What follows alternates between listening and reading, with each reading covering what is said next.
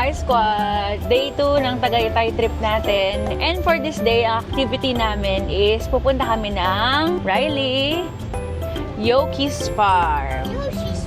Yoshi's Farm daw, as per Riley. But Yoki's Farm para makakita ng mga tiba-tibang animals si Riley Boo. So, let's go! You have reached your destination. Yoki's Farm! Mama, it's Yoshi. Dito nag-field trip si Riley 2 years ago. It's Yoshi. Say hi! Ayaw kasi mainit. So, ito pala yung bagong treats nila. So, ang kinuha natin yung animal encounter. Pwede Gcash? Meron ba? Wala. Okay, pwede. So, pwede Gcash. Okay. Tapos pakash na lang po kami tour guide. Ah, may pa-tour guide. Taray.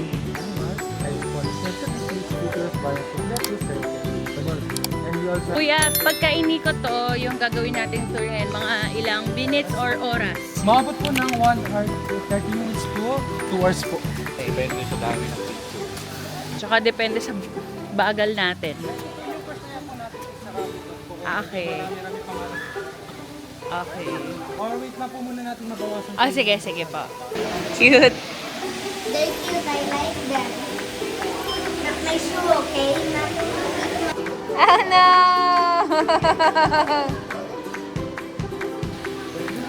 Hello!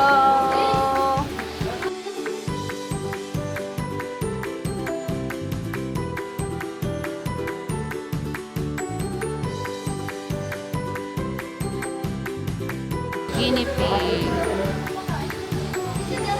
Ito yung rasa mo dito bibitawan para pagka si bibitawan mo, magaling mo na siya. Para makapag-picture dito siya. Cute! Come on! Don't be scared! Don't be scared!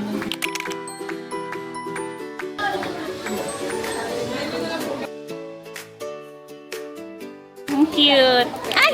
Ayan na, hinila na.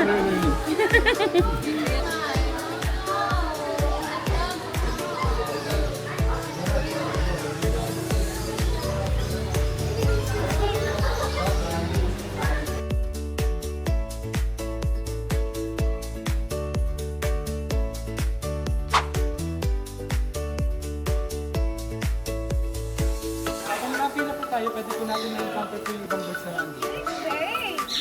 So this birds po is umbrella cockatoo and Kakatu!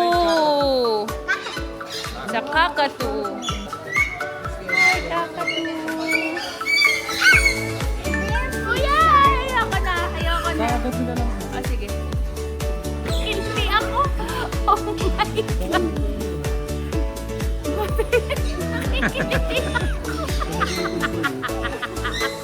I'm not moving right. Ah! Ayoko na. Ayoko na. Fine.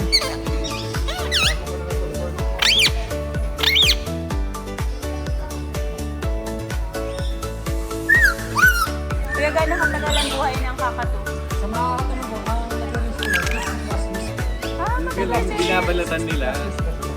Binabalatan nila yung ano. Sa mga kakatanong po, mga 90s. Dali niya magbalat. Oh, tignan mo. Wala na yung nulog niya. Kinukuha niya kasi yung laman nasa loob yung parang shell. Ayan o, binabalatan niya. Oh, galing. Hi, Riley! Hindi ka scared? Kwek, kwek, kwek! Jackpot Yeah! yan. Black tan kakatu. Kasi you want to touch? O ikaw magpupo ka sa akin ha. Ito yung pinakamalaking uri. Ang galing nila.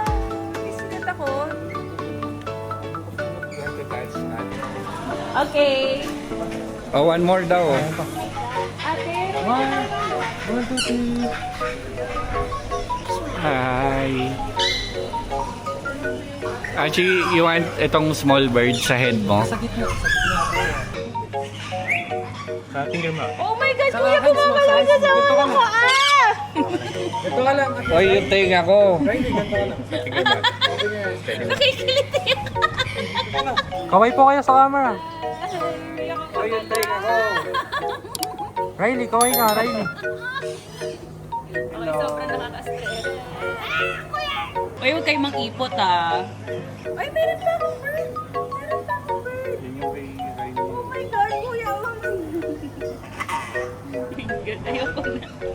Wow, gusto di ba mag-solo picture? Hindi ako na, kuya. Kawate. Thank you.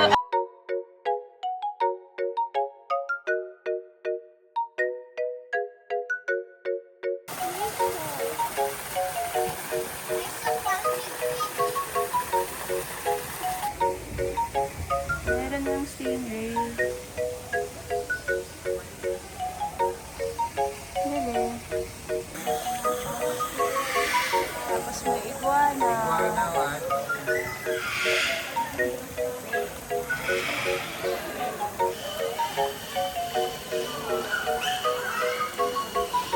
May pa-museum ang may-ari ng Yoki's Farm. Replica lang ng terracotta. Terracotta Warriors. So, guys, hindi na kailangan pumunta ng China. Oh, hindi na kailangan pumunta ng Beijing. Ay, Beijing, di ba? Sa Xingde. Xing something ganun. Xi'an, parang Oo, ganun. ay, basta yun. Pero replica lang. So, nandito kami sa labas ni Richie while waiting for them. Nandun sila lahat sa loob. Doon sa may mga monkeys and capybara. Shotty! Shotty! Hindi na kami sumama. Kasi wala lang. Para hindi mahirapan si Richie. Opo. Savannah area. Oh, you remember this one, love? Nandito yung zebra, yung capybara, etc. No na? Ay, sila din po pala is early born. Kaya tinatawag. Birthday sa amin mas kasi so down kill lang po kasi nila sa amin. Kuya, gano'ng katagal ang buhay ng alpaca? Mga alpaca po, umabot ng Alpaca! That's Riley's favorite herbivore. Ang galing, alam na nila.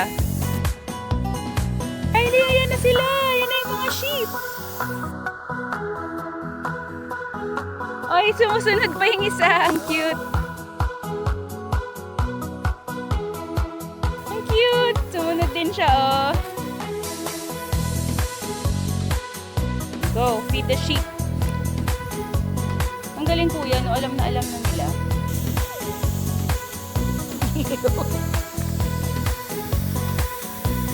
Sabi niya, anong kakainin ko dyan? Ayun yung ostrich. Si Blossom and si Buttercup. This is Lola. A miniature horse. Riley, wag ka na sa likod niya. Baka ang kick yan, ha? Horse pa rin yun. Ang ganda niya. So furry.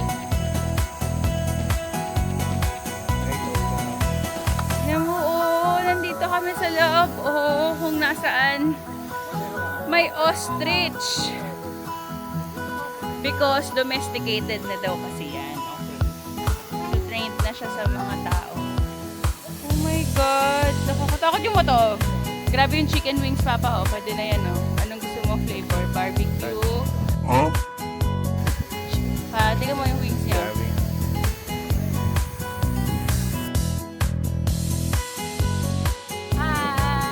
We're here with my boy. Nakakatakot. Ostrich! Ito po ang tawag sa nutrient insect kung saan ginagamitan po ng mga tubig po kayo. Okay. Ito po, kaunti lang yung mga Okay, let's go kuya. Let's go. Hindi sila mabaho. Ba't Laki pa gano'n? rin po yan. Saka mas mabalahibo po sila over sa mga bago. Piglet. Riley, ang cute ng buntot to. Mamaya makikita po natin yung ulit ng mga The inahin. Pinakain din yan. Yes po, pwede din po. Chicken niniki. Papa, no? Chicken niniki. Brahma chicken. Para si Chichi lang. Sa yellow-headed water monitor lizard. Oh, laki. It's so scary. Hi, dog!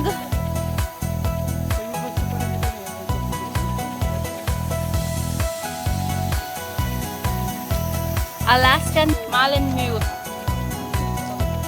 Aso. Hello, dog.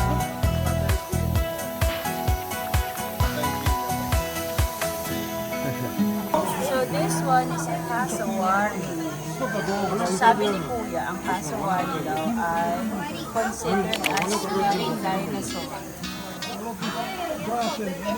Dinosaur. No, considered. Mas pa ka din sa kanila, maganda ang picture din. Ele-elero. Oo nga. Big.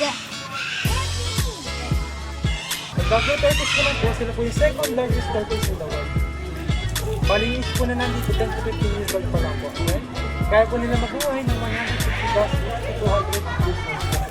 200? Grabe ah. So, anong tawag dito, Kuya? Oh, sige, Kuya, sabihin mo kung ano yan. Ang Doggo tortoise nila po is the second largest tortoise in the world. They can Second live for largest turtle in the world. They can also live for up to 150 plus years to 200 years po. Oh, di ba? 150 to 200. Kuya, hindi nila hinahanap yung dagat. So, sa mga tortoise naman po, mga talaga sila mabuhay. Sa land talaga. Ah, Pero pwede rin naman po sila sa awatin. Malabo lang ang dagat. Ito naman po, pwede nyo silang dito pag umagal. Sa next month natin. Pwede? Pwede nyo kayo sir. Ito mo natayo siya kapag dito sa hinahawakan ko. Na may kilitibo yan. Ayan, ganyan po. Hachi kami. Touch mo dito. Natitikel sila eh. Tapos yung food po nila is mga napier grass din po. They eat more Sulcata. leafy- This one is Sulcata tortoise. Sulcata tortoise, they are the third largest tortoise in the world. Ano tawag, Kuya? Sulcata. Po, Sulcata. Sulcata. Kung alam po anong food ng tortoise. That's my favorite. Hi, Tommy. It's moving! Hindi ka scared?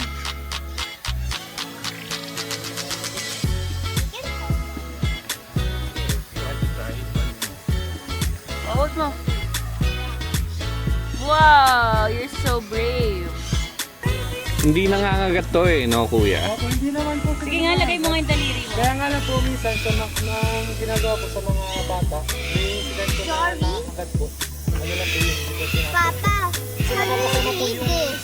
kamay po sa food. Ako naman, kawawa ka naman. Busog ka na? Ayoko! What is the common color of Burmese python? Burmese The other python. side is albino Burmese python po. So ito pala yung pinaka-common na color ng python. Burmese python po, there are non-venomous constrictor po, mga non-venomous. Non-venomous. So ito yung pinaka-common na kulay ng python. Tapos sila ay non-venomous. Tapos ang kinakain nila is one whole chicken. A day, one per day. Hindi, good for a month na. Twice a month pala, twice a month. So ano naman yun? Matagal po kasi yung digestion nila, yung mga ganito. Articulated python. Mas malaki lang nasa ilalim. Kayang kumain ng mas malaki nito.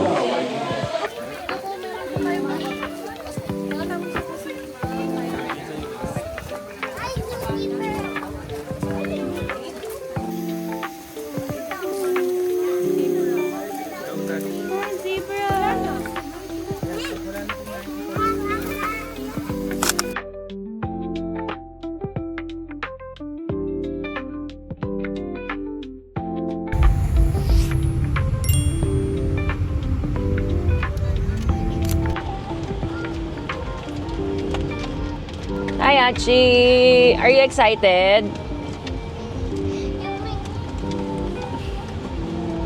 Papa. Nice one. 5 kilometers. Turn right.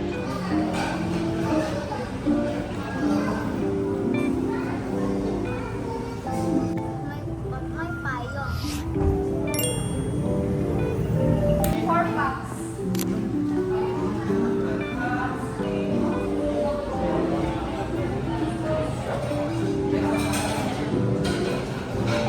Hi squad, we're here at Bag of Beans, Tagaytay. At magla-lunch lang tayo. Kakatapos lang natin pumunta ng Yoki's Farm at sobrang init na at nakakapagod. Kaya ito ang deserve lunch break muna natin. So what we ordered is sisig again. Parang hindi kasi ako masyado nasatisfy sa sisig cravings natin kahapon sa Balayla ko. But yun, kaya umorder tayo ulit ng pork sisig, pancit gisado, and fried chicken. Yun.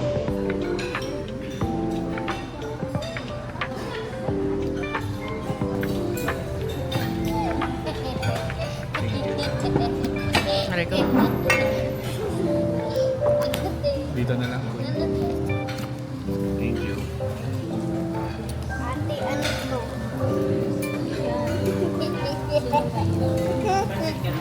Ikaw. Jen, pati niya.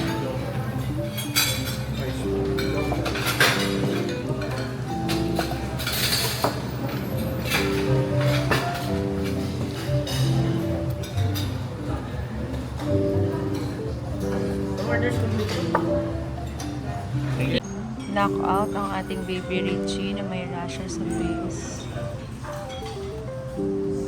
Hi squad, galing lang kami sa Yoki's Farm and we're having our lunch ngayon dito sa Bag of Beans. Let's rate yung experience natin sa Yoki's Farm. Papa. Ayan, so ang masasabi ko sa Yoki's Farm, nakakatuwa siya kasi ang daming pa rin namang makikita and may mga animal encounters din siya. Medyo masaya yung activities, especially for kids. Kasi ako, nag-enjoy ako personally. Ako for the price, okay siya. Sobrang sulit naman. Yung binayad mo na 900 pesos plus encounter. Tapos meron kang makikitang cassowary, capybara. Yung mga hindi mo masyado nakikita in the usual na mga farm yon. So, meron doon at nakakatuwa kasi meron pa kaming sariling tour guide. And napaka-informative ni Kuya. Shout out, Kuya Christopher. Ang galing mo. Thank you so much for your service. And rate na natin ang ating experience. 1 to 10. Ilan ang Yoki's Farm? Ako, 9. 9 out of 10. Kasi dahil sa mga animal encounters na, kunyari, capybara, pwede mong hawakan. Tapos, Anong feeling? Parang ano? Parang... medyo rough. Parang siyang buhok. Parang na, guinea pig. O mas hindi, matigas? fluffy pa yung guinea pig eh. Okay. Hindi ko nakita eh. So, yung mga experiences na gano'n na hindi mo makukuha yun sa ibang mga zoo or Correct. ibang mga places. And sa akin, naging highlight yung ostrich. Kasi parang laging, syempre, di ba, ang ostrich, very known yan as wild animal. Parang hindi ka naman normal na as in, lapit talaga personally sa ostrich. Di ba? Parang laging, syempre, bawal ka sa loob ng cage, ganyan. So, doon, yung ostrich nila, domesticated na. So, it means talagang well-trained na siya na makisalamuha sa mga bumibisita sa kanila doon. So, yun, ang galing. Na pwede mong hawakan yung ostrich, yung mga zebra. Hindi mo yun magagawa kung sa ibang zoo eh. Kaya very good si Yoki's Farm. So, para sa akin din, I rate it at 9/10 din. Riley, come here. Rate Yoki's Farm. Meron pa akong jackpot. 10,100 million. Wow, sobrang taas. Why? Super fun. The rabbit, the monkey.